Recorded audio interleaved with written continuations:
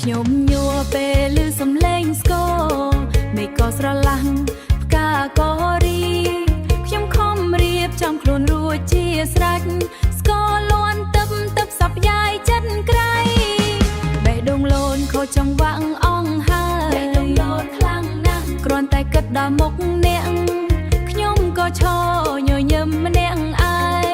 អ្នកភូមិយើងមកចុំគ្នា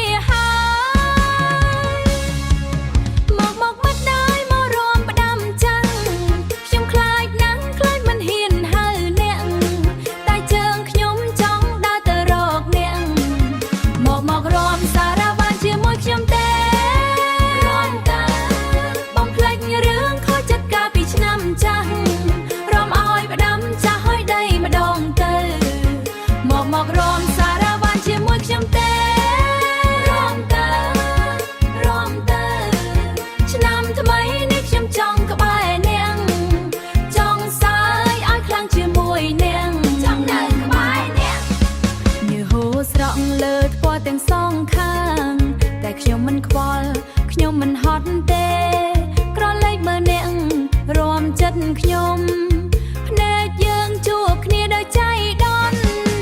អ្នកញញឹមដាក់ខ្ញុំមែនទេខ្ញុំមែនហើយអ្នកញញឹមខ្ញុំមានកម្លាំងម្លេងទេអ្នកភូមិយើងមកចុំគ្នាហើយមកមិនដែរមករំផ្ដាំចាំង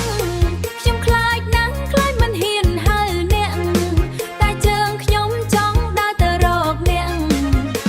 មករំសារ៉ាវ៉ាន់ជាមួយខ្ញុំទេរំតើបំភ្លេចរឿងខូចចិត្តកាលពីឆ្នាំចាស់